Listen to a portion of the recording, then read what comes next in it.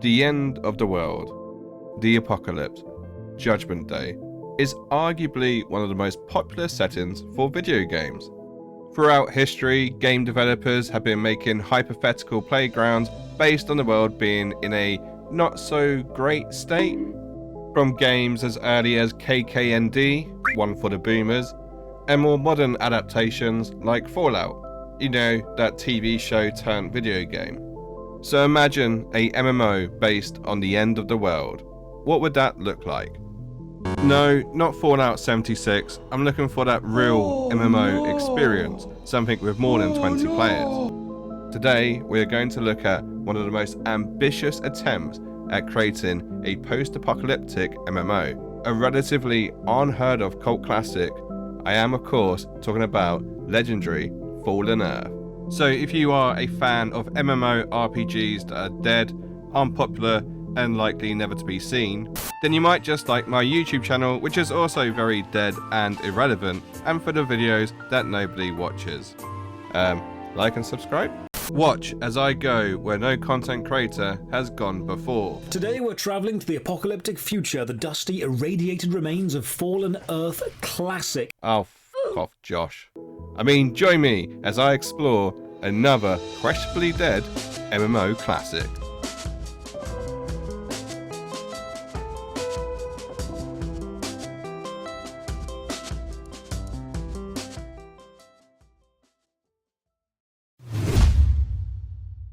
Fallen Earth, or Fallen Earth Classic as it's now referred to as, is a free-to-play MMORPG. It originally released back in September 2009 and received a lot of praise.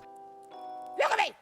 How dare you! And even won the Best Online Only Game of 2009, awarded by Game Industry News. It's on Wikipedia, so it has to be true. But over time, it fell out of popularity for a multitude of reasons, which resulted in it losing most of its player base. Fast forward to the year 2018, and Fallen Earth was bought by publisher Little Orbit, who took the bold decision to temporarily shut it down and try to address some of the issues the game was having. For a time, Fallen Earth was in MMO purgatory. It was no longer on the MMO scene, until 2021, 2 years later, when the servers would be booted back up. But this time, it was a truly free-to-play MMO. No cash shop, no purchase necessary, just free enjoyment. Is that even legal? But that's enough of a history lesson from me. Let's jump on in and see what this title is all about. One questionable load screen later, and I was ready to start the game. First up was the hardest part of any MMO, and that is the character creator screen. I like to be fully immersed when I play a MMO, so when I create a character, I try and make it a true reflection of myself and my personality. Sadly though, you could only pick a human character, so I felt a bit left out. However, I don't let this stop me from having some fun. First up, we have Stone Cold Steve Austin if you ordered him from Wish. Sticking with the WWF theme, we have Razor Ramon. Nothing too good for Razor Ramon. Nickelback's frontman Chad Kroeger if he was sun damaged. Never made it as a wise man. But ultimately, I was inspired by a recent TV series I've been binging, and I give you my answer to what would the Sopranos look like in an apocalypse. It's a stereotype, and it's offensive. And with one of the least scuffed characters I've made in quite some time, I was ready to go on my big adventure. The first thing I encountered was some strange man working on a computer. So naturally, in true Italian style, I decided to give him a shakedown. Where's the money, Lebowski? I then put on my tracksuit, ready to take on anything this tutorial had to throw at me. You need to find a weapon. Ugh. Well, that axe might work. I mean, I only wanted an axe, but apparently I took the whole dead body. With my axe in hand, I was ready to turn the enemy into Gabagoo. Ah yes, this definitely feels like combat from 2009. As you can see from the combat, it doesn't feel like anything actually hits, it's just me swinging an axe and some numbers sometimes appearing. Nicely done. See if you can find a key on one of Another the fun doors. fact, you actually have to toggle the combat mode on and off, otherwise you won't be able to loot the bodies. And even when you do try to loot them, for some reason, it seems to take quite a long time to take all the items. Now, I did learn later on that this is actually due to server lag, and not actually the game being that scuffed. Using what I learned from earlier, I then attacked the man in the back with an axe.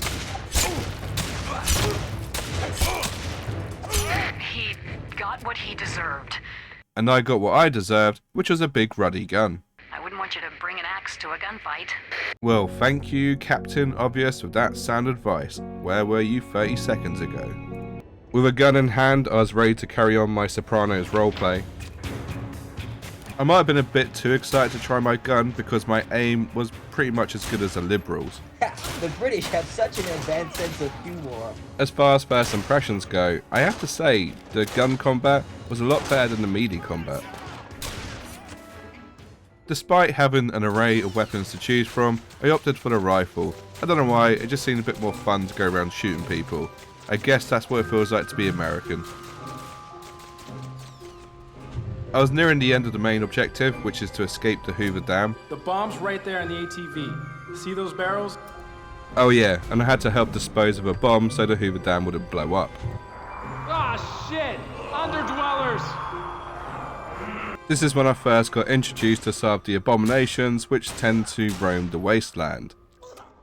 I'd given up on using a scope because clearly aiming isn't that important. Oh, and you can go into first person mode with a gun, which actually looks pretty cool. Good job. Now get on that ATV and drive it into the vault. Have fun. Driving an ATV with a bomb strapped to my back, what could possibly go wrong?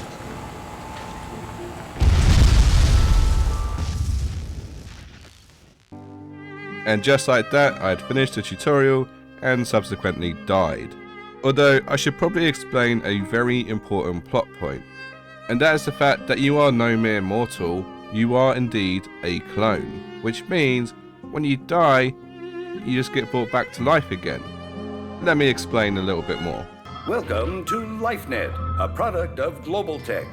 If you're seeing this, you are dead. Please accept our condolences. But no more dwelling on the past. Right now, LifeNet is reconstructing your body, thanks to our patent. We interrupt our program to bring you this important message. A special thank you to today's sponsor, War Thunder. War Thunder is the most comprehensive vehicle combat game ever made. You can take control of over 2,500 tanks, planes, helicopters, and ships, ranging from biplanes to armored cars to modern age fighter jets. This fully immersive title puts you right at the front of the action with incredibly detailed vehicles, realistic graphics, and authentic sound effects. It's available to download for free on PC and console, but not only that, it has a total of 70 million players worldwide, and has a wide selection of PvP game modes to choose from. So sign up today using my personal link in the pinned comments below, where new and returning players that haven't played in 6 months can get a free bonus pack that includes premium vehicles, 100,000 lions, and 7 days of premium account access. This offer won't be around forever, so claim whilst you can. Sorry about that, I think the tapes got mixed up. It should be fixed now. Your perfectly cloned body comes out. To simplify the story, it goes like this. Global Tech are a mega corporation, and they set up headquarters in the Grand Canyon province, where the game takes place. And they end up creating their own self-sufficient economic and military mini state. Meanwhile, on the opposite side of the world, a virus breaks out, and all the states and countries start accusing each other of engineering the virus. Sounds familiar? Political paranoia turns to open aggression and nuclear conflict. The nuclear conflict combined with the virus devastates the United States. Less than 1% of Earth's population survived the fall, and the Hoover Dam garrison and Grand Canyon province are the only known outposts of human civilization. So to summarize, you are a clone which in theory can't die, and you have to explore what is left of America. It's a pretty good plot if you ask me. But anyway, with the tutorial over, let's get stuck into the action. Upon completion of the tutorial, you wake up 3 years later in a cloning facility. I'm not too sure as to the relevance of the 3 years, but apparently it's vital to the plot. The only interactable item in this room is a computer, which when you click on, asks you to choose a starting town. Note the fact that they all say player population low. Each town also had a label, with Clint Farm being support, Bone Claw being combat, and Midway being crafting. So naturally, I went where all dogs go, and that is of course to the farm, because you know, I might run some friends there, right? It's worth noting that even after clicking the farm, it seems to take a while to load up. I'm not too sure what the delay was, but eventually it did send me to the farm. Damn, what a smooth transition. Upon reaching the farm, I had a couple of NPCs to talk to, all of whom were offering quests. So like a good little noob, I just accepted all the quests that were offered to me. Disappointingly, there wasn't much voice acting compared to what the tutorial had to offer. Maybe they blew all their budget on the intro and couldn't afford voice acting for the rest of the game. Before venturing out, I decided to use some of the skill points that I had accumulated. I had the option of putting them into main core stats, or putting them into skills, or even some mutations that I apparently have. Blown away by the amount of options I had in regards to where to put my skills, I decided to hold on to my skill points and see where I was naturally weak before I tried to improve myself. My action bar was pre-filled with some mutations, so I decided to leave it as was and just carry on with my day.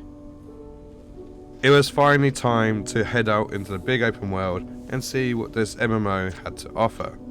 This was literally the first time I was going to see the open world of Fallen Earth. Well, I wasn't expecting that. There was a couple of things that stood out to me. 1, the pile of dead bodies. 2, that incessive, annoying sound. And number 3, it did sort of remind me of Fallout New Vegas, just ever so slightly. I'm not sure what sort of starting zone this is, but it seemed a bit cruel to have me surrounded by enemies right from the off. In an effort to conserve ammo, I decided to use my axe and get a few easy kills. Okay, maybe easy wasn't the most optimal word there because this bitch seemed to be some sort of fucking tank. Either way, I killed her. I found the source of that annoying noise, and before anyone says it, no, it wasn't my own voice, thank you. Apparently it was a friendly NPC whose task was just to shoot all these bad guys. I assume he was put there to help new players when they're first adventuring, but over the years, the population declining, he's just now some serial killer who's just out here just spawn camping for fun. Rather than ponder the moral dilemma of having an NPC on a constant killing spree, I decided to use him to leech some kills and complete my first quest. Thank you, Cadet Jeffrey Dahmer, for your assistance. I went back to the bunker to hand in my quest, and upon doing so, I received a recipe book, which would be used for crafting. I spent the next hour just walking around the farm, completing odd quests here and there, and just getting a general feel for the game. Although I had already completed the tutorial, the farm in itself was just an extension of that. From here I learnt more about my mutations and my action bar, and how and when to use them. I also learnt how to craft some basic recipes such as ammo for my gun. And I also learnt where to put my skill points in order to become more effective in combat, which in turn allowed me to venture out more and do more difficult quests. But by far, one of the most important lessons I was taught at the farm was how to craft a horse, or buy a horse. Technically you craft them, but we'll get into that later. After some time though, I did feel like I was outgrowing the quests that were being given to me, and furthermore, I hadn't seen one other player in my whole time at the farm. Even though the global chat was popping off and people were talking quite frequently, I had for some reason never bumped into another player going through the same quest as I had been at Clint Farm. So I decided it's probably about time that I left the farm and try and find a better player hub. But before I could do that, I had one last mission to do, which involved killing a big ruddy boss. Its name was Huge Strange Mutant. And I don't know what his backstory was, all I know was that he wanted to kill me. As the one bringing a gun to a knife fight, I decided to tactically maneuver myself into a better position. With my target in sight, there was only one thing on my mind. I started blasting. Apparently, I was doing no damage, so I had to rethink as to my strategy for killing Huge Mutant. It turns out this boss actually has some mechanics behind it. In order to do damage, you need to clean the barrels that are around it first. Once enough barrels are cleaned, you can actually turn around and start hitting the boss. I would imagine this being a MMO, this job would be a lot easier as a group, especially with one player perhaps tanking. But who needs friends when I have my solo god mode unkillable 1-bar build? And just like that, the boss was done. And I was ready for the next phase of the game, trying to make friends.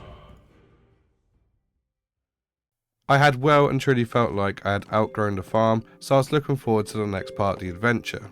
I understand the game is themed around the apocalypse, but did it have to be so lonely? After quite a lengthy ride, I managed to follow a quest marker to a new town. Perhaps here is where I'll find other players that seem to frequent the global chat. Initially, I didn't find any other players, but what I did find was an abundance of quests waiting to be completed. In true MMO fashion, I found myself trying to complete another kill quest. Although it has to be said, when you have to kill 20 or something, and you have a big ruddy rifle to do it, I find it a bit more tolerable, dare I say, entertaining. With each quest I gained more experience points, and even started to unlock better gear to equip. And then eventually, it happened. One of the quests I picked up had sent me on an adventure to one of the neighbouring towns. Was this real, or was it just another NPC? I tried to get their attention by making my horse nod its head, and it didn't really work, so I went for the more conventional hi. And would you believe it, they communicated back by saying, "Hi sisters!" A joke, they just said hi. And with the conversation becoming more deep and meaningful, another player turned up to say hello. Maybe there was still life in this game after all, and I was just in the wrong area this whole time. It's worth noting that you have to feed your horse, otherwise it stops functioning, kinda like in real life. So I was asking as to where I can get some horse feed. I don't think they quite understood what I meant by my question. Also, shout out for the first person horse view, that's kinda cool, right? After waiting an eternity to actually start socialising with other players, it soon became apparent that it probably wasn't worth my time. Well, not this player in particular. I mean, what do they know about horse feed? They have a sudden motorbike. The town itself was quite large, and I can see why it would make a good player hub. All that was missing was of course the players. I don't let this deter me though from completing some quests in and around the town. And it was whilst returning one of these quests that I did notice something a bit odd and a bit out of place. I'm too innocent to know what a sex gimp is, but what I did know is that it was level 60 and was the pet or companion of this high level player. Had I just discovered the rare unicorn, which is a endgame player? I said the first thing that came to mind, which was, cool gimp. Ugh, and this is why no one talks to me outside of the internet. Amazingly, they acknowledged my compliment and said thanks, which was just enough of an opening for me to go full spectrum and ask them a bunch of questions about this game. But to be fair, they did tell me to ask lots of questions, so I did. So first up was, why isn't there more players? With the simple answer being that there's no advertising, there's 0 player retention, and there's lag on weekends, and I'd already experienced this lag when trying to loot dead bodies. But it reassured me that there were still hardcore players trying to prevent the game from dying. I knew full well I was still a noob, so I wanted to know what endgame looked like. To which they said that it's actually worth being social because it's better if you are in a good clan. And given how little players I'd run into, I was interested to know if the game was solo friendly or not. To which they assured me that it was. I hadn't come across any PvP yet, so I was interested to know if there was indeed a PvP scene. They once again assured me that there was PvP, there's even PvP clans, and that there's even zones that are specified for PvP. Which I did ride past at one point, not knowing exactly what it was. And then they gave me the most important advice, which was 1. Be patient, 2. Ask a lot of questions, and 3. Don't rush to 55, enjoy the journey. So with this new wisdom imparted on me, I went away and played a lot more of Fallen Earth. And here is what I discovered. So the first thing I want to say is that I actually enjoy playing Fallen Earth. However, it does have its pros and cons. So let's start with the positives. So first up is the fact that it is indeed free to play. And I don't mean free to play with an optional subscription. No, this game is truly free to play. No cash shop, no pay to win. They can't physically take your money. How long it remains this way is a different question, but for now, just enjoy the fact that you get something for nothing. Another positive is the in-depth lore and the amount of PvE that's associated with it. There are hundreds if not thousands of quests to do, and to give you an idea as to how in-depth this game actually is, this is the achievement page for Fallen Earth. But not only that, there are different factions you can join, which in itself will have an effect on how other NPCs treat you. And something that is truly outstanding is 1, the size of the map, and 2, the fact that there are no load screens. Compared to modern MMOs, it's double the size of New World. There is so much customization when it comes to leveling up, and there's so many skills to choose from that you can't master all of them. Which leans into the crafting system, which is also just as complex and fun to level up. But it's not something you unlock straight away, you have to go around and collect recipe books, with some being more rare than others. Truly a game out there for the artisan enjoyers. There is a wide variety of weapons. To give you an idea, there are 423 different melee weapons. And for you Americans out there, 159 different types of pistols, and 178 different rifle weapons, which include crossbows and shotguns. And as I said earlier, as janky as the combat looked, it was actually quite enjoyable, especially with a gun.